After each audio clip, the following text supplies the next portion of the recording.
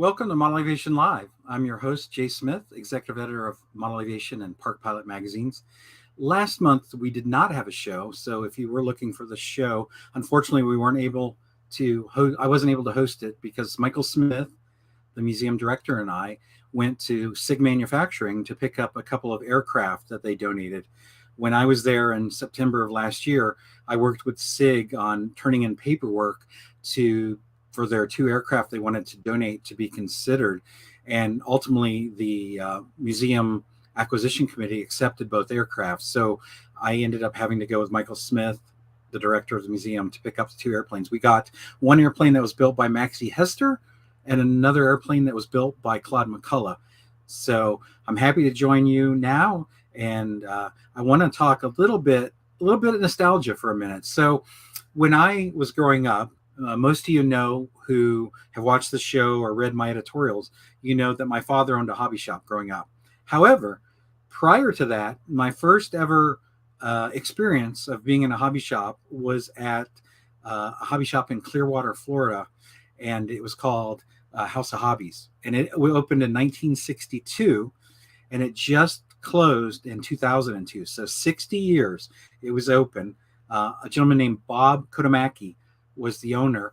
And, as a very young kid, my father would bring me in there and we'd buy stuff for RC boats or cars or airplanes. He even sold role-playing games and like Squadron Signal publications. And so really enjoyed going in there and spending time. So I had the opportunity to talk to Bob today, touch base with him, and he's still selling some hobby stuff, selling the rest of the inventory for the hobby shop.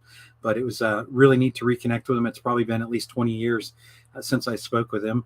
And hopefully when I get down to Florida next, I'm going to be able to get together with him and have lunch.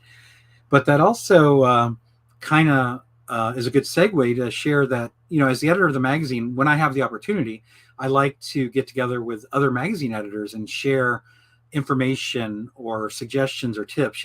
I might look at their magazine and give some suggestions or vice versa. And just last week, I got to meet with a gentleman named Tim Cask, and we had lunch together. That's us right there.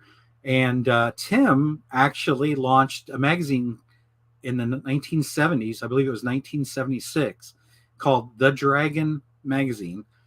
There's a copy there. That's issue 34. It later just became Dragon Magazine. So Tim was the first ever employee of TSR. If you're not familiar with TSR, it was founded by Gary Gygax, the co-creator of Dungeons and Dragons. And it was the company that launched Dungeons and Dragons. But not just that, many other games like Don't Give Up the Ship and Dawn Patrol and Gamma World and so forth. And so Tim was the first ever employee at TSR and actually worked in Gary's home in the basement, because at that point they hadn't moved into their own separate office space. So Tim worked in the house and Gary was there with his wife and three children, and Tim worked in the basement. And he worked with Gary for a little while, editing some of the manuals and gaming materials. And then the two of them had the idea to launch the first ever role-playing magazine, The Dragon. And Tim had no magazine experience at that point, and he launched the Dragon Magazine. I believe the initial run was 5,000 copies, and the frequency was every other month to start out with, but then it went monthly. And Tim was the editor for 5 years, and then later he went on to become a school teacher. So I had the opportunity. He doesn't live too far from us here in Muncie, so I had the opportunity to meet with him and share stories and talk about magazines and share our magazine. So obviously I took the opportunity to take one of his magazines. He worked there long enough to put out 36 magazines, and the magazine on the screen is issue number 34. So it was a great conversation, and he had a lot of insight into the earlier days of magazine production, and he was pretty impressed with Model Aviation. Obviously, just like our magazine previously, it wasn't color cover to cover like it is now, but it was great to provide input. Also, as I often do on the show, I want to give you a sneak peek. So obviously right now, the June issue is out in digital, and it's not quite out yet in print, but it will be in about a week. But I'm going to actually show you something from the July issue. So if you read my editorial recently, you know that I was working on an article with Dave Platt about the Battle of Britain, more specifically the RC models that were used in the Battle of Britain, because as far as we know, that was the first movie to use RC models in flight, and Dave Platt helped make that happen. And so I wanted to share his story. He's the only model maker left, and so I wanted to share a story. So I'm not gonna provide a sneak peek of that article yet. I want to save that for when you get the issue. But I am going to share another article I wrote that's connected, called "Collecting the Battle of Britain Movie Memorabilia." And basically, I just thought it'd be interesting to showcase some of the things that were available at the time the movie was released. And everything you see here is from my personal collection. So we have, books. The book on the right, in under picture, on the one that's labeled O1, the book on the right, that book is actually largely what they used when they made the movie. It came out in 1961, The Narrow Margin, and that book was largely used as a guide for the movie. The book on the left is about making the movie. It's a book that came out later about making the movie. The photo on the right, O2, is a picture that was in a magazine that could be purchased in the movie theater when the movie came out. And that particular picture I put in there because the uniform that's being worn, I own. I own the screen used uniform that's being worn there in the picture. So there it is under picture 03. There is Pilot Sergeant Andy Moore was his name in the movie. Ian McShane was the actor. There's his uniform, as you just saw. I mean, they may have had more than one, but that's his screen used uniform. In picture 04, they had trading cards that came out, seven cards with a pack of gum for a total of 66 cards. So just showcasing some of that. There was also die-cast airplanes by Dinky, and these were released in England. So they had a Spitfire, as you can see, and a Stuka. And the Spitfire had where you could flip the propeller, and it had an electric motor if you have a battery in it. And the Stuka had a bomb on the bottom that you could put a cap in, and there's a little lever on the side, and you could drop the metal bomb. So they also had boxes, as you can see. The boxes that the aircraft came in matched the poster for the movie. And interestingly, those two airplanes aren't the same scale. They released them in different scales so that they would both fit in the same size box. So they aren't the same. If I'm going off memory, it's in the captions, but it's too small for me to read. But if I'm going off memory, I think it was 1/72 and 1/64. But and then I also show the actual magazine a little further down in the article. I show the magazine that you could get in the movie theater. That's on the bottom left under 06. That's where the picture came from, up at the top. And then 07 are the two DVD releases that came out of the film. And I highly recommend on the one on the left, if you're interested in hearing the background, because the release on the left side in picture 07, that one comes with 2 discs. And the second disc is filled with interviews and information. They even interviewed an actual British pilot that was in the Battle of Britain. The DVD on the right side doesn't have any special features. It only has the movie. So I wanted to give you a sneak peek at this. And it's the first time in my 15 years with AMA that we've ever kind of done a collecting around a movie. And obviously we picked the movie because of the article about the RC models. So I hope you enjoy that. And you can look forward to a much larger article about Dave Platt's experience building RC models for the movie. And we also have 2 construction articles that will appear in this issue. There's a construction article by Derek Micko on building a Stuka, and we are offering free downloadable plans for that when the issue comes out. And there's another one from Pat Tritle about the Hawker Hurricane, and we'll have free plans you can download for that. So hopefully you'll find that very interesting. And now I want to talk a little bit about the issue that's out now digitally, and will be out in about a week in print. So the June issue. The lead story in the June issue is Florida Jets, which happens in Lakeland, Florida. We've covered it a handful of times, and I'm really excited to bring on a guest that we've never had on the show before, and that's Bob Engle, who covered Florida Jets for us. So welcome, Bob. How are you? Thank you for having me.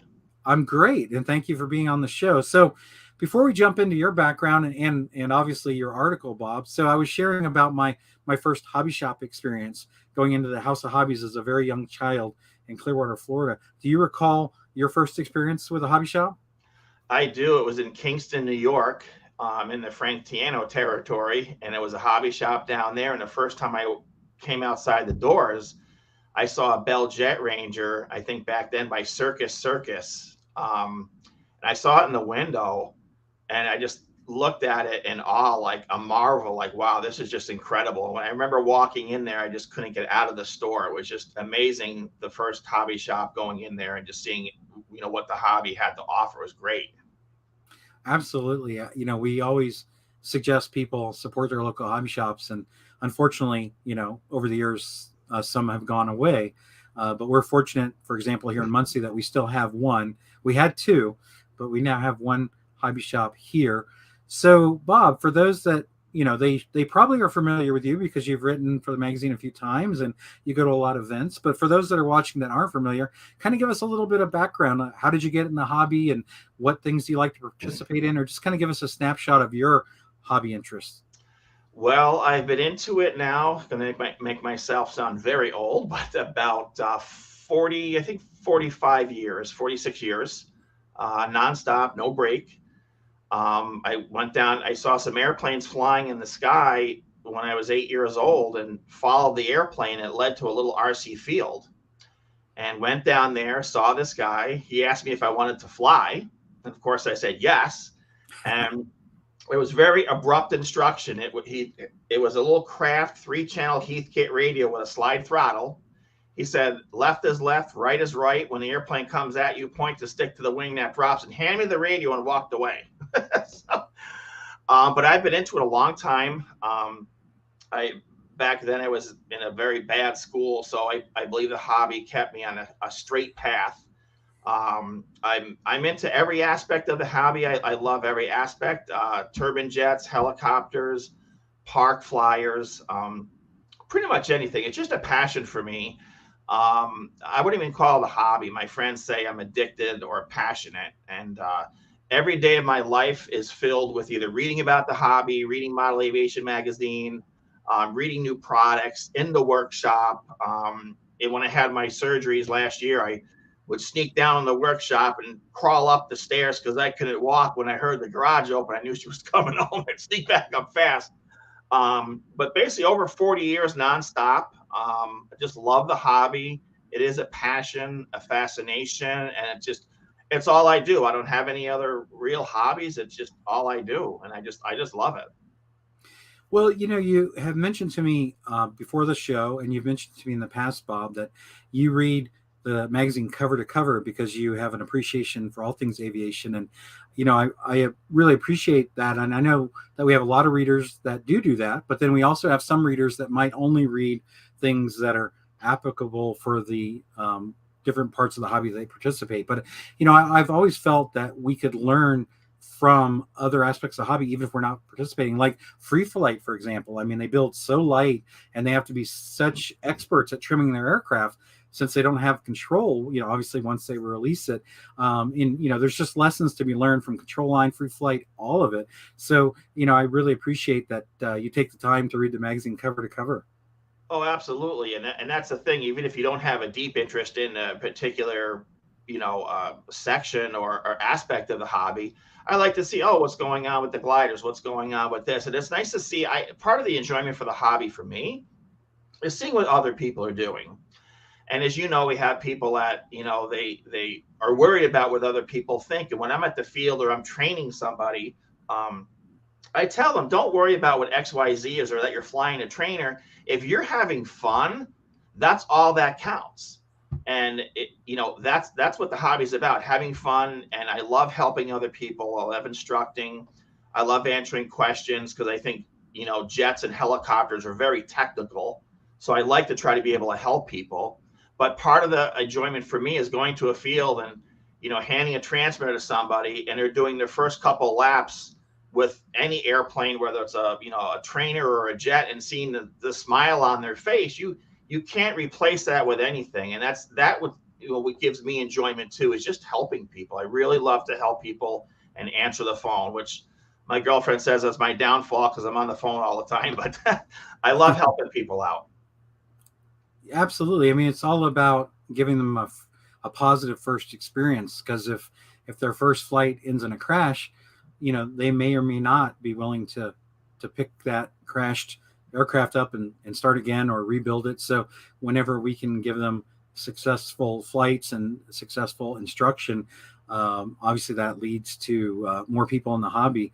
And so you went to Florida Jets, and we want to touch a little bit on that. And we're going to share the actual article that's published in the print magazine and the digital magazine, because we realize that people who get print haven't seen it yet. So we're going to share during this conversation, we're going to share the actual article.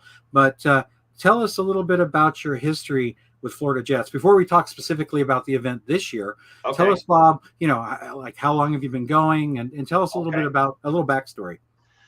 Well, I've been going for, I think we're going on 10 years now. And my history with Florida Jets sort of goes back a lot longer than that, because I grew up in the same town that Frank Tiano grew up in, and was a part of his club and saw him first at club meetings. So my name of Frank Tiano went back a long way. And then once I got into the Turbine Jets, putting the connection together, I said, oh, wow, I've got to go down to Florida Jets, and just, I've been going down there now for about 10 years. And I went down there first, or actually, excuse me, I went to First in Flight first in North Carolina, where Dustin Buscher, I had sort of a 3-day appointment with him. And he said, come down here. I'll let you fly a jet for a couple days, see how you like it. Well, that didn't take long to figure out how much I liked it. So he let me fly for 3 days, was very gracious. And of course, I was going to originally fly a King Cat, which we know is a lot bigger and a lot slower than, a Bandit. So he hands me a Bandit with a crazy motor that's going, 1,000,000 miles an hour. But that was my first experience, which, led me then to Florida Jets and to keep coming back and supporting, Frank and Carol, and, what goes into the event, being there to be helpful. So this year, if I'm not mistaken, it was in March, right? It's usually around that time frame. Yep. And what are we seeing on right now? The opening photo here. What are we seeing? That's a Boomerang. I believe that's not a Sprint, Boomerang Sprint. Sold by Boomerang Jets is basically I don't want to call it a trainer company, because their jets will do anything. They're sold right now by Heli Direct. And it's just an everyday for anybody that wants to get into turbines. If you can fly a relatively, 100-mile-an-hour sport airplane, prop plane, you could fly this jet very easily. It's very stable. Of course, some of the people that fly Florida Jets can do anything with them. But it's a great, beginner's jet, but of course it will do anything in the book. So it's a great first jet for anybody to have. And let's take a look at some of the other photos that you included in the article, and feel free to point out anything. So there's you in a picture there, I believe. Is that right? Yeah, that's Patty from BVM, of course. Forget they were supposed to Photoshop me up, but they didn't. But but Patty, of course, from BVM is a staple there. I mean, if you don't know Patty, you don't know Jet. So she's been there forever. So they always set up a giant booth, BVM. So that's myself with Patty. And then some of the other aircraft that were there, the new BDX in picture 4, and some of the thrust vectoring, the picture 3, the Futura there. Some of the thrust vectoring on this aircraft was crazy. They were hovering it, and they were doing like spins where they weren't even descending. It was crazy. So thrust vectoring is becoming popular with the crazy guys, I like to say. All right. Well, let's take a look at a little bit more of your photos here. Here we go. Yep. And of course, if you look on picture 6, you have, Pablo Fernandez's tent, which there's not much space left in his tent. And Pablo, if anybody's been into jets, everybody knows Pablo Fernandez. And Gabriel, they're at every event, and they put on a great show. Pablo is from Elite Aerosports, owns Elite Aerosports. And they always have a wide variety of aircraft. As you can see in the background of the one photo, the Spectrum color scheme, the orange jet, which just is, I think, a beautiful color scheme. So that's Pablo's area. Gabrielle, of course, in picture 7 there, flying again one of the Elite Aerosports jets. And then, of course, on picture 8, again, anybody that knows anybody, Rob Lynch from BVM. Excuse me, he's been there forever. And he's right there. He's got their gigantic, beautiful twin power Yak 130, which is a just gorgeous aircraft. Again, that's not really a beginner's aircraft. You're quite expensive jet right there. But again, flew great. You had a couple of electrics there. Picture 10 was an all-electric 747, which nobody thought it would fly because it was just so windy. That's always windy in Florida jets. So if you don't fly in the wind, you're never going to fly. But they flew that. And then you had a lot of turboprops, like in picture 9, turboprops. And then I believe picture 12. Let's see. I'm just trying to see here. It's so small. Frank. That was Frank Knoll's L39. And again, Frank Knoll's been around forever in hobby. So you get a lot of people that you see there, frequently, which is great to promote the hobby.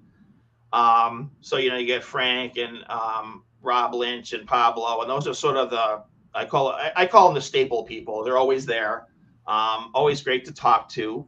And there was a lot of vendors, a lot of tents.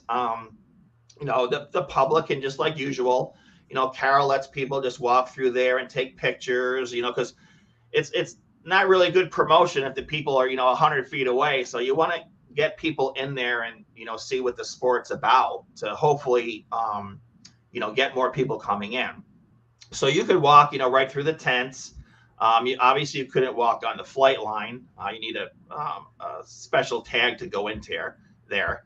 But you could walk through all the tents and just view everything as a spectator. So obviously you touch on in the article all about the event, but for those that are watching this video and might be interested in Florida jets, I mean, what would someone expect on their first Florida jets? Let's say they bring a jet to fly. Generally speaking, what could they expect? Any tips for attending their first Florida jets? Well, the way I put it the first time I flew down there, I called it controlled chaos because if you're not used to flying with people, it's you have to be used to flying with people. But it's very organized. I mean, Carol Tiano and Becky, they just do an incredible job. So you show up and you get your passes and your parking passes, your passes to be on the flight line. There's hats sold and shirts sold, and you get all your stuff and get set up. And if you buy a tent or rent a tent, a lot of people, they rent space, so they don't have to put their own pop-up. But if you don't want to rent a space, you can bring your own pop-up, but then you're pushed down farther towards the end of the line because people have paid to be on the center. And then you set everything up, and then there's a control of all the airplanes by the RC club that's down there. And you pretty much go up there and you get in line to fly. And you're directed which direction to take off and land, and you have to have a spotter, of course. And it takes a little bit of getting used to when you're not used to flying around 6, 7 jets at the same time. But you get used to it. You just have to tune everybody else out and just focus on your plane. But it's just a wonderful time. And the location is an airport. Touch on that a little bit. Well, it's at Lakeland Linder Airport, which is a real airport. You are on one side of the airport, so they're still actively using the airport all through the day. You'll see airliners taking off, jets, corporate jets, but there's such a distance away that we fly, huge distance away from the normal air traffic. So the airport obviously controls air traffic and keeps everybody, away from us, and we try to stay away from them. But it's at a normal airport. It's a back access road to get in where we are. But it's been run for so long now. If I'm not mistaken, I think we're talking either 30 or 34 years. I know we're 35 years, I think, for Top Gun. So it's been relatively smooth, I think. I mean, there's always little hiccups in planning and everything when you have all the people involved, but I think it goes relatively smooth. You also touched on, Bob, previously, you were talking about if you could fly a sport plane at 100 miles an hour, that you could fly one of the jets that we were looking at, the Boomerang. So, for someone that might be interested in jets, turbine jets, talk a little bit about that. I mean, obviously there's the waiver process, but, generally speaking, what's involved in getting in, and what, obviously, I think a lot of people look at turbines as kind of possibly one of the more expensive aspects of the hobby. So what are your thoughts about that, about getting involved and what it takes to get involved and the cost associated with getting involved? Well, it's come down quite a lot. You can buy Horizon Hobby released an airplane at Florida Jets, and I believe, don't quote me, but I believe it's just less than 3,000 for the entire jet, turbine, everything set up. A very small replica of an MB339 sport jet. So that's very reasonable to get into. Um, the other company that's been around forever, yes, Boomerang Jets, has taught, I believe, more people to fly than any other jet around, because they're not like the more expensive jets. They're not fiberglass, Kevlar, carbon fiber. Basically, you're talking like a Boomerang. You're talking wood, balsa plywood, construction, and for the most part, cover with Monaco. So it's a lot less expensive than, let's say, going to buy a different kind of jet. um, the biggest problem people have, I think people just get too scared about the jets, and with anything you have fear. Like I said, if you can fly a good sport plane 100 miles an hour, go through the sky, um, you probably wouldn't have a problem with an airplane like the Elan, or any of the Boomerang products. Um, the way I teach people, I'm very strict, like in real aviation, and I try to get people up to, for the waiver process, to get rid of the saying that everybody says, oh, the plane's going over there. Like, no, the plane's not going over there. You're letting it go over there. So I make people do patterns both directions, take off and land both directions. And one thing you don't see a lot of, I think we need more of, is practicing slow flight with jets. Just like the real airplanes I fly. Drop the gear, drop that flaps, drop the flaps, and have that airplane just mushing through the sky at a safe altitude. Um, Once you do those things and you get proficient, then moving into a turbine test, to get your waiver is not that hard. The biggest thing is contacting someone for help. Do not hesitate. People feel like there's a big macho thing. Oh, I can't call anybody for help. I've been flying for, XYZ. Well, to be honest with you, when I took my first turbine test, at that time, I'd been flying for like 38 years also. I knew how to fly, probably better than the person that gave me my test. But I said, I still went to this person and said, hey, I'm so-and-so, I want to get this. So don't be afraid to ask for help. And some of the biggest things on any airplane, is pre-flagging aircraft for flight like you're in it. Look at every linkage, look at this, look at that. So if you're not a very meticulous person and attention to detail person, then jets and some of the complex stuff is probably not for you. If you're very detailed, you like a challenge, and you like checking things 100 times like me, then it is a good place. But ask for help. I'm always around to answer questions. There's a lot of other people that help out. I'm bringing somebody in June, and we're going to the field, and I know he knows how to fly aircraft, but he's never flown a jet. So I'm going to buddy box him, on flying a jet. So there's plenty of people to help. But I think you need to ask for help about setup. Setup is the most important. If you have a successful setup, your airplane's probably going to fly relatively well. If you have a sloppy setup and it looks like you took all your wires and a ball of Velcro and threw them in the plane, that's not going to work out so well. So my biggest thing is ask for help. Buy an airplane that's affordable and repairable. And again, you can't go wrong with a Boomerang series jet. They're very inexpensive. They're easy to fix, and they fly so easily. It's almost crazy how they fly. Well, Victor RC Jets also mentioned aerofoam jets are cheap. Are you familiar with them?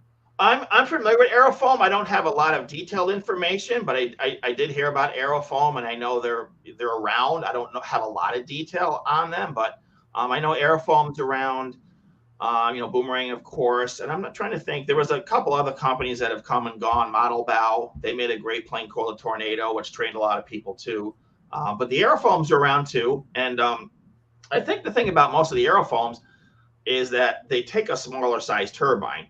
Excuse me, they take a smaller size turbine, so you're not buying a gigantic motor. You're buying a little tiny, X45, a little tiny turbine the size of a soda can. So that's an option too. I myself have not researched a lot about them, but they're out there too. I know. And how long have you flown jets, Bob? Turbines now for 10 years. Turbines for 10, and then before that, of course, I was an inducted fan stage when Bob Fiorenzi and Tom Cook, all those guys are around. So I had like 16 different airplanes. I had some of the Byron, if anybody's heard of Byron. I know the old guys have Byron. I did Byron F-16, but 10 years on the turbines, and then 40 plus on pretty much everything else. But yeah, 10 years on the turbines. So do you think, from your experience, Bob, do you think that EDFs are a good first step before you go to turbines? Absolutely. Absolutely. And even after, I probably have, I don't know, at least probably 20 or 25 Motion RC EDFs because they're fun. Excuse me, they're inexpensive if something happens. You're not out thousands, but that's a great stepping stone too. EDFs are relatively inexpensive. I think my favorite is the Yak 130, which is a 70 millimeter fan. And I think the airplane with the fan and everything, minus the receiver, I think it's like $189 now. It's like, you can't beat that.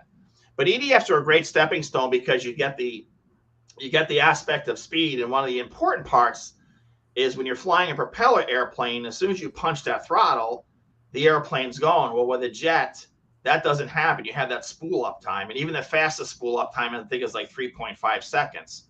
So if you're in trouble and you're behind the curve, it's too late. With an EDF, it also is a little bit faster, but it still gives you a little bit more practice for sure.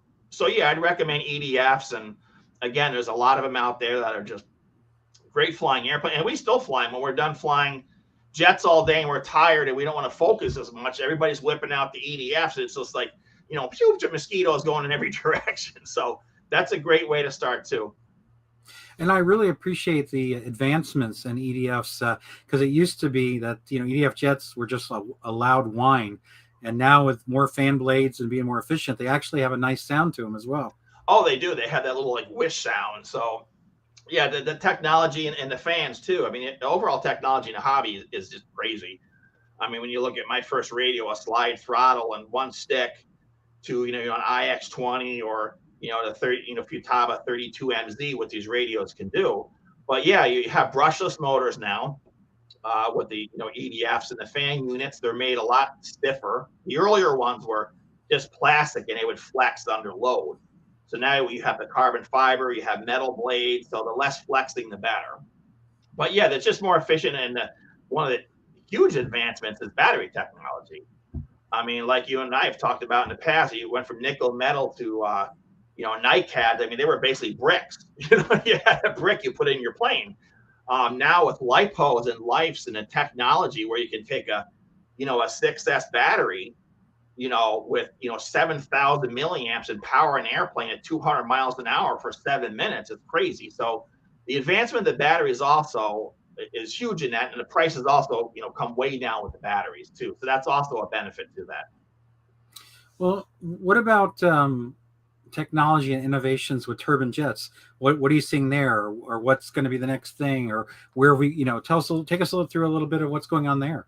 Well, it's crazy. Again, every aspect of the hobby, if you can look at every aspect, and it's just like jump forward. And the turbines, I remember when or 20 years ago, if you mentioned the word you're going to have a turbine in an airplane, they lock you up. You're like, what are you talking about? And you went from the early turbines, and then you went from air start to where people had scuba tanks with air. And then, once they went to Caro start, people are getting ragged on. They're like, are you scuba diving? You starting a jet? People just play jokes on everybody. But you go from just an air start to spinning it by hand to getting the RPM up to a brushless motor that spins at 18,000 RPM, which is almost unbelievable, to get that process moving to get the igniter to ignite the fuel. So, and again, what we have now, you basically hit two things. You hit a trim up switch, which tells your turbine you're ready to start it. And then you move your throttle up and down. And at that point, you have no control except for an emergency shutdown. And then the onboard computer does everything. Starts it, switches the fuel flow from the small starter line to the main fuel line, spools it up, does all the tests. Everything's done automatically. And when that's done, you simply have your radio in your hand and you go, okay, I'm ready to fly. So the technology to check these things and make sure pump pressure is right and the pulses from the radio are correct and just all the parameters that go with a turbine jet, it's done automatically. So it's pretty crazy. I think the biggest, one of the biggest things that's been recent is the auto start function. The trouble is if you're doing a low pass and you're only going 80 miles an hour and it quits, there's not going to be a lot of time for an auto start, so excuse me, it has its place if you're high enough. But typically, again, if the engine quit, okay, why'd the engine quit? So an auto start's not a guarantee. In my opinion, if you're high enough, yes, you can try it. But again, in my opinion, that time would be spent more wisely on, okay, can I make the field? Let me set up for a landing and on focusing on getting aircraft back safely, other than hitting buttons and trying to restart the engine when it might not start. And then you're looking for the field. It's too late. You're half a mile away. Right. Obviously, the focus event-wise has been around Florida jets because you wrote the article that people are just starting to enjoy. But what are some other jet events that you like to go to that other people, maybe Florida's too far away for some of our viewers. So what are some of the other jet events that you like to attend or that you'd recommend? Well, you have Kentucky Jets, you have Michigan Jets, you have Best in the West, which is that's way out there too. First in Flight, North Carolina, and in Baldwin, Michigan. Baldwin, Michigan's one that a lot of people come to because it's sort of in the middle there. So you have a lot of people that come to Baldwin, and Baldwin they have I think they have, correct me if I'm wrong, they have 2 a year, and that's a good one too. So there's a lot of them out there. Of course, COVID put a knock in a lot of different things. As a matter of fact, I think 1 year they didn't have First in Flight because of COVID. But North Carolina, that's a good one because that's sort of halfway up in between. A lot of people, I guess, more and more people are going to Baldwin. That's a popular one, and it's getting more popular. I think now that the COVID sort of settled, I think it's more people are coming. I know when COVID hit, we just kept going to our field and flying all the time. We didn't miss a beat. We were disappointed that a lot of the events closed, but that's just the way it was with COVID. Well, we have a message from a viewer directly for you, Bob. It's from David Hart. It says, "Tell Bob I said you're killing me." Inside joke. Oh, that's funny. David Hart, as we know, too. David Hart is a wonderful photographer, great friend of mine. You know David very well. He's the most laid back, just gentle guy I know. And we had met at Florida Jets. That's where I met David. And I was trying to get some extra information on how to get great pictures at Florida Jets. And I knew he had done some articles. So that's how we met. And we've been friends ever since. We talk about pictures all the time, and we send pictures back and forth. We both have our private channels with our pictures, so we're always looking at it. But yeah, David's a great guy. He's down in Florida, and he attends, of course, Florida Jets. Back in the day, Monster Planes. I believe he just got back from Top Gun. So yeah, David's a great guy, great photographer, just a really great down to earth, super guy. Because I'm sure when I first met him, he's like, "Who's this guy asking me all these questions? You won't leave me alone." But we became good friends, and we both fly drones. And he's just a great guy. He's a great guy. Yeah, he's done a lot of event coverage, like the Blue Max and Yep. Top Gun and stuff like that for us that takes place in Florida. And as you said, he's a great photographer. Yeah. His photos have been on the cover many times. So, Yeah. what's the next event for you, Bob? What's the next flying event you will go to? I think the next one, not really an event. Well, it's our event. It's our event at our club in Pennsylvania. That's the first, but it's not like an event like, Florida Jets. There's not a million people there, but everybody's invited to come. But the next, I guess, official giant event would be Baldwin, Michigan. Okay. That would be the first like big event. And then I have the first weekend of June, I have a scale helicopter meet in another state. So that's just flying like large scale giant helicopters. So that'll be the first helicopter one. But yeah, the first official giant would be Baldwin, Michigan. And and you mentioned helicopters. I know you're big into that, and your email address is kind of around helicopters. So you obviously spend a lot of time flying those as well. Yep, I fly real helicopters too, and I don't know if you call it a hobby, but I do like to dive, so that's why I have the H2O for diving and Heliman, because I fly real helicopters. I think with helicopters, what always fascinated me is just how complex they are, and try to make everything work. So yeah, I've done helicopters. My first one was an American Revolution 500 from the early 70s, which I flew with no gyro, which I don't know. It spun around a lot before I got really good at holding the tail. But yeah, I've been flying, the scale and 3D helicopters, for just as long. And I have, I try to go to the ones where I have friends at. I have some good friends over in Massachusetts that fly. So I try to go to the ones and support my friends first. And as well as Florida Jets, I try to go to the ones I have a connection with first, and then just see what fits in the summer. But anytime I can get out and fly, like if it's nice Monday through Friday, 3 days out of the week, I'm throwing something in the car. Usually if it's, if it's a work day, I'm throwing a helicopter in the back seat. It's nice with the gas helicopters too, because it's just grabbing the gas can, your radio, throw it in the car, and you're done. So that's really nice. And I can at least get 1 or 2 flights in. So I try to sneak those in too. So you mentioned that there's an event at your club. Do you have a fairly active club there in your area?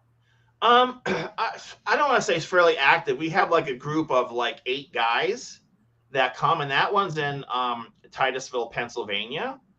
And it's a nice laid back event. Anybody could come. There's no restrictions. Of course, having your AMA card, of course, and your turbine waiver.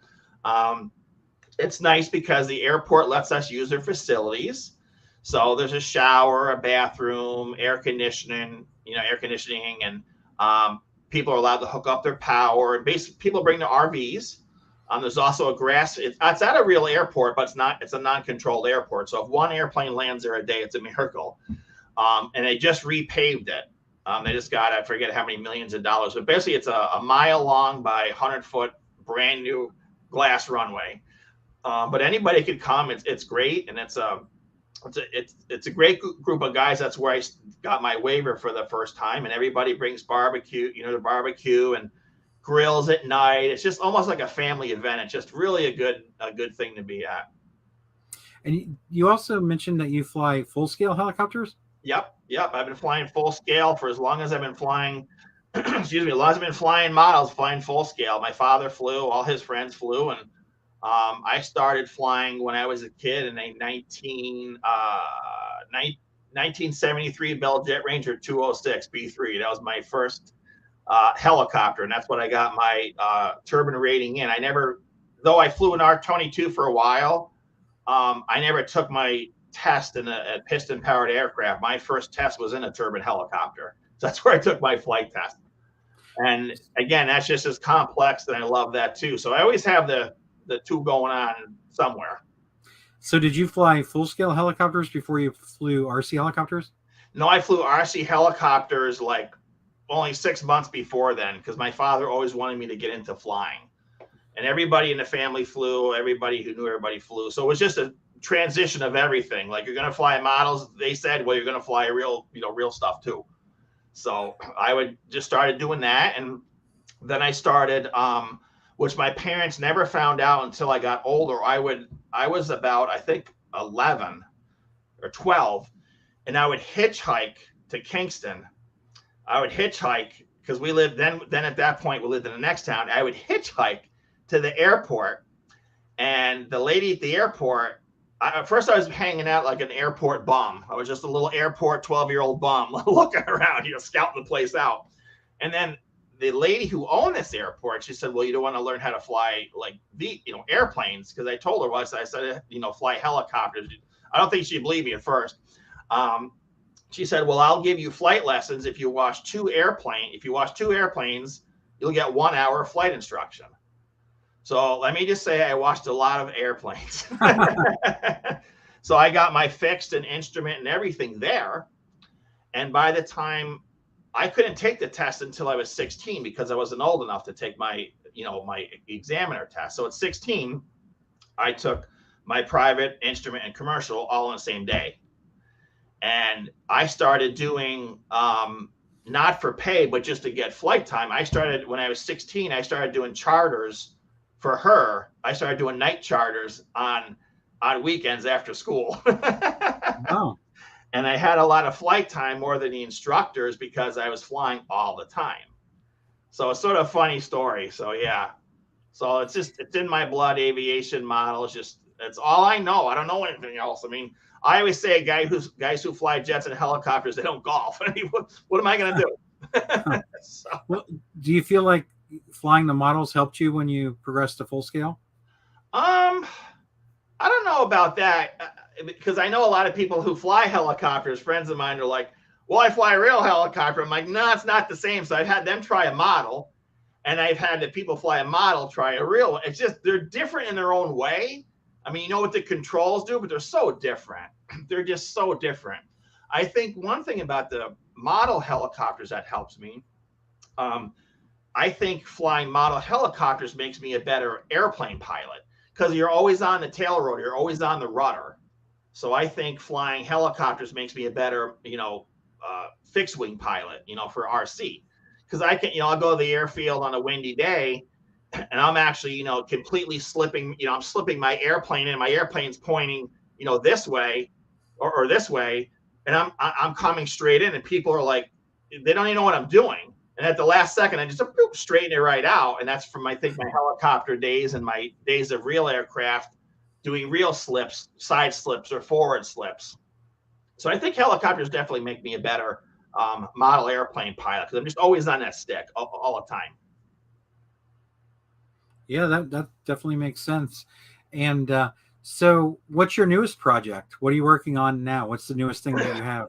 I'm finishing up. Excuse me. I have this I hung it up because during the summer I'm not going to be able to work on it. But I'm working on the Wendell Hostetler 27% Cessna 421 twin.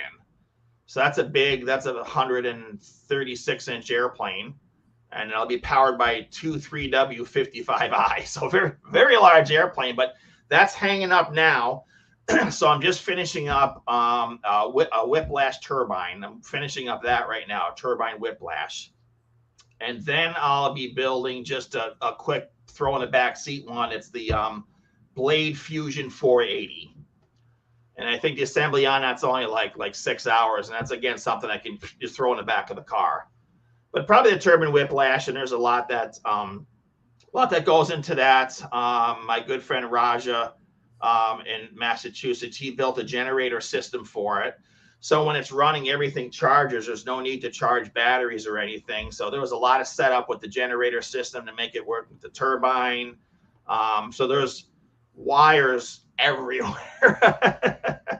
But that's what I'm working on now. That's what my big thing. And then, very shortly, again, the weather's going to change, and boom, hopefully at the flying field every other day, at least, I hope. Well, we've definitely covered a lot of ground in our conversation. Is there anything that we haven't touched on that you want to mention? I don't think so. If anybody wants to get into any aspect of the hobby, whether it's, free flight, EDFs, turbines, helis, feel free to email me. I think the email will pop up there. There we go. Feel free to email me with either questions on setup. And if I don't know, I can maybe help you figure it out. But I set up my stuff very meticulous. So I like helping people with that. So yeah, if you have any questions on setup or where to buy, or what's the best place to buy a plane or a jet, or how to get into the hobby, certainly feel free to email me, because we'd love to have you join the AMA. and love to have you on our list of people, in the hobby. We love that. The more people we can bring in, the better. We have to keep supporting our hobby. And the only thing I'd have to say in closing too, for our other modelers, just please be diligent about how you're flying, where you're flying. We're under a lot of scrutiny, with the remote ID and a lot of things going back and forth. So just try to be diligent about what you're doing and making sure you're operating, safely, not over people, and just being really cognizant of what you're doing, because we just don't need any bad publicity. So just fly safe and, keep flying and enjoy the hobby. Absolutely. Well, our next show will be on June 16th.